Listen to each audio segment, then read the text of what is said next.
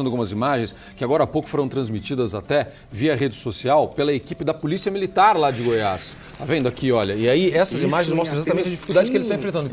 Que isso completa exatamente a informação que o senhor passou. Perfeito. Então a polícia tem que trabalhar, veja bem, a função da polícia é prender esse elemento, claro. Mas mais do que isso, ela tem que preservar vidas, a vida das pessoas que moram, dos moradores dessa região. Então a polícia tem que trabalhar com muita inteligência, com muita informação, mas informações com evidências, de forma que ela consiga reduzir a área de atuação desse elemento. E a dificuldade está exatamente nisso. Como não se tem um controle total dessa área, e ele conhece bem cada detalhe dessa área, ele a cada momento ele está mudando.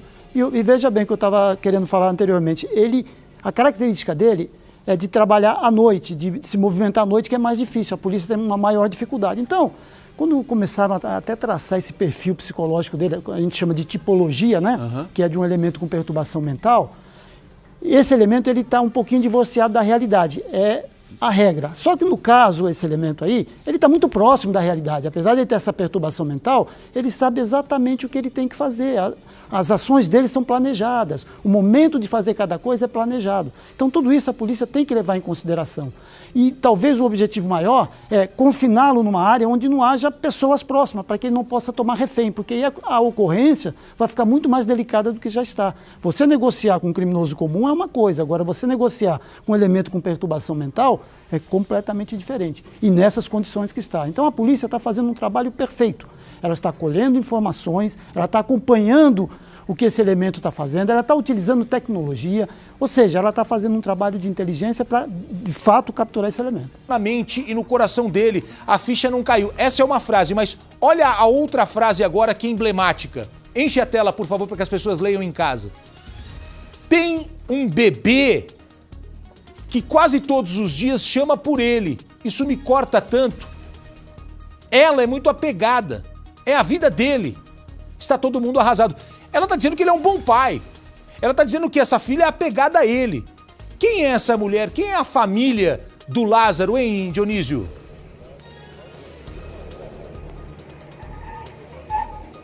Nós estamos justamente na cidade onde morava a família do Lázaro, Gotino.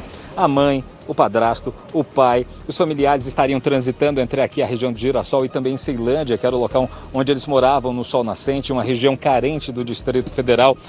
Essa mulher, ela nunca foi aí uma pessoa que deixasse ocultar as informações de que ela tentaria ajudar a investigação. Desde o momento lá do caso da família Vidal, já existiam informações de que ela teria se predisposto a entrar na mata para ajudar investigações. E durante todas as ações do Lázaro, com relação à questão dele ser um pai presente, durante todas as ações dele, onde ele fez vítimas e deixou essas vítimas em segurança e com vida, quando abandonou os locais onde ele agiu, cometeu os crimes dele, essas pessoas repetiam uma frase muito peculiar, Gotino. Elas diziam o seguinte, que durante o surto dele, na abordagem feita dentro daquelas propriedades, ele dizia que não aconteça nada com a minha filha e fazia a ameaça que marcou aí talvez a frase principal desse serial killer. Se isso acontecer, eu irei matar mais do que a pandemia que acontece atualmente no mundo. Ou seja, ele tem um apreço muito grande por essa criança, que seria uma criança de 2 anos de idade, que teria sido criada por ele. Existem relatos de pessoas que deram emprego a ele alguns anos antes, na realidade, 1 ano antes de começar toda essa saga de crime deles aqui no Distrito Federal, de crimes cometidos por ele, de que o Lázaro sempre trabalhou com a família ao lado. Ele ia para a roça, levava essa família, sentava a família numa árvore, e as pessoas que conversaram com a nossa equipe e que não quiseram gravar por medo, justamente que ele volte ao Distrito Federal e possa ir atrás dessas pessoas, afirmaram claramente que ele era tão cuidadoso que ele mesmo cozinhava para a família, montava ali uma toalha no chão, sentava a mulher e a filha nessa toalha e ia trabalhar. Elas ficavam assistindo o trabalho desse homem durante todo o tempo. E ele se preocupava na hora de entregar uma água, uma comida, pedia ajuda aos proprietários da chácara com comida, com roupa, com algum subsídio, algum dinheiro que pudesse dar um pouco mais de conforto para essa criança. E tem até aquele vídeo que rodou, não sei se a gente ainda tem aí em São Paulo, que ele recebe uma bicicleta, faz até um sinal de joinha assim. Foi exatamente uma doação que aconteceu em 2019, Gotino. Quando ele, trabalhando no roçado, com a família do lado, ele virou para um proprietário, para uma pessoa que vive ali, e um grupo que terminou ajudando, dizendo que precisaria de uma outra forma para encontrar aí dinheiro para sustentar a filha de 2 anos. Essas pessoas se juntaram, conseguiram comprar essa bicicleta. Ele disse que ia vender salgados na rua para se dedicar à família, só que isso não aconteceu. Ele desapareceu logo em seguida e os crimes começaram a acontecer. Lembrando que na época a criança era recém-nascida. Hoje ela tem 2 anos. Então é um homem que parecia ser presente dentro da família. Pelo menos a família por parte de mãe, a mãe que criou ele, junto com o irmão que também terminou morrendo por conta de crimes aqui no Distrito Federal num acerto de contas.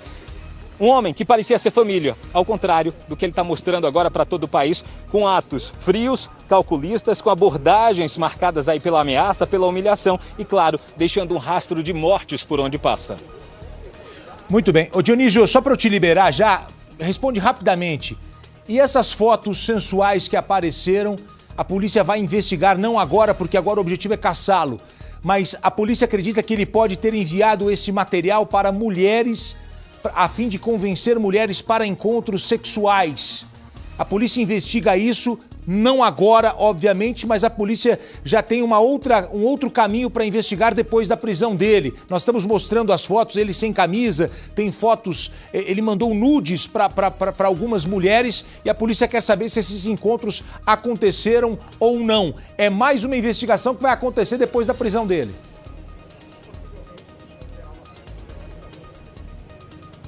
E que casa exatamente com o perfil que já foi designado, aí, desenhado pela Polícia Civil do Distrito Federal através dos peritos do Instituto de Criminalística que mostra que ele sempre teve uma inquietação sexual, tanto que já chegaram a relacionar essa possível mania dele de obrigar as pessoas a tirarem a roupa durante a ação criminosa como uma tara vinculada aos transtornos sexuais que ele pode ter. Então tudo é possível quando se trata de Lázaro Barbosa de Souza, que com apenas 32 anos já deixa tantas vítimas e tantos rastros de medo e apreensão. E claro, cenas como essa aí que devem ser investigadas nos próximos dias pela Polícia Civil, tanto de Goiás quanto do Distrito Federal. Lembrando que são investigações paralelas, tá, Gotino? Enquanto a força-tarefa acontece aqui para tentar colocar as mãos nesse sujeito, os policiais vão investigando aí, talvez, possíveis conexões que possam levar a polícia a alguma fonte, alguém que ele possa estar procurando nessa tentativa de fuga, ou para conseguir ajuda, ou para conseguir um apoio para ficar durante uma noite, uma madrugada, para se alimentar ou algo desse tipo.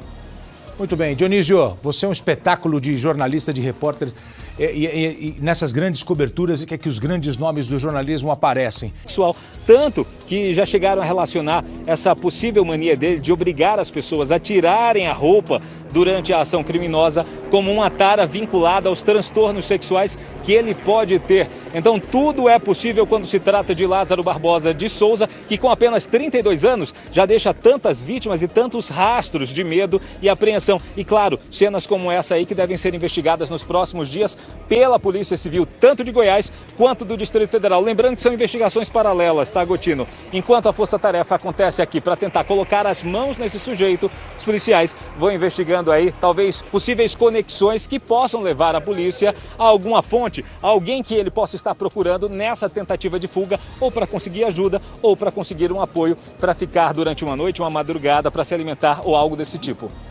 Muito bem. Dionísio, você é um espetáculo de jornalista, de repórter, e nessas grandes coberturas é que os grandes nomes do jornalismo aparecem.